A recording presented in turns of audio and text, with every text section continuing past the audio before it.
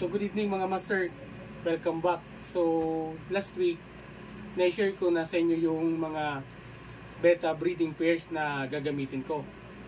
So ngayon, ang isi-share ko naman sa inyo mga master ay kung paano naman ako magkondisyon ng mga breeding materials natin. Umpisa natin sa kung anong pinapakain ko, then kung anong mga ginagawa ko pang procedure para mas madali silang mag-develop ng eggs, yung babae, saka yung male, para masigurado nating 100% kaya niyang mag-alaga ng from eggs to fry. So yun mga master ang ipapakita ko sa inyo ngayon. So umpisa na natin. So yun nga mga master, bale, ang pinapakain ko lang dito sa mga materials, sa mga breeding materials natin ay P1 lang.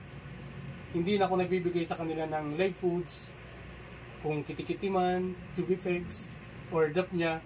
Hindi na ako nun mga master nagbibigay sa kanila. P1 lang talaga yung pinapakain ko. Ito.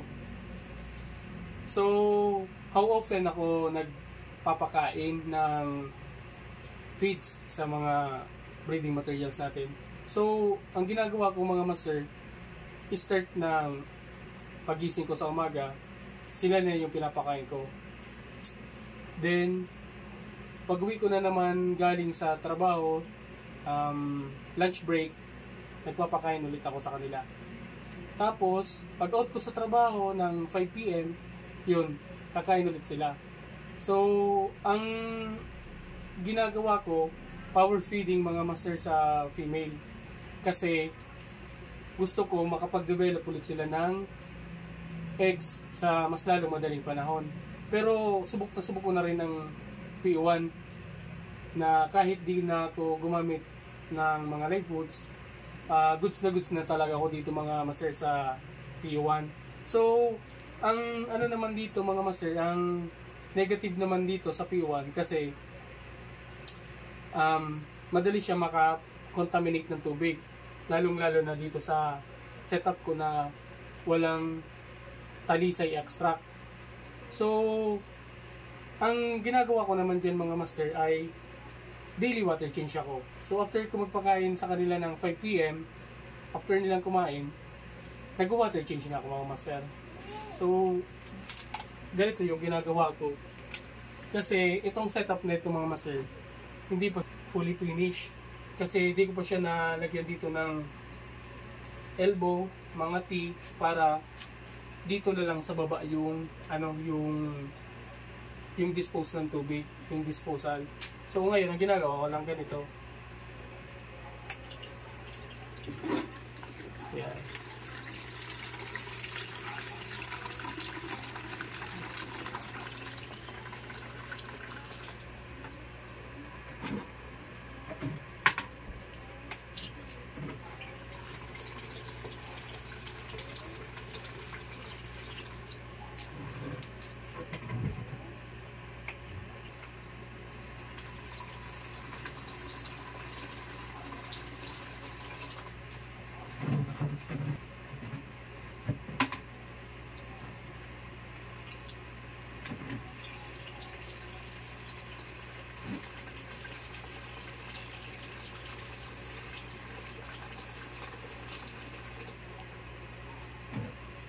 So, ganun mga master yung ginagawa ko.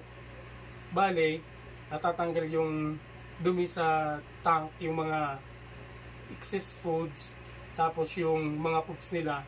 Then, magpapalit na lang ako mano-mano kasi yun naman talaga yung gagawin natin. Magmamano-mano lang talaga ako dito sa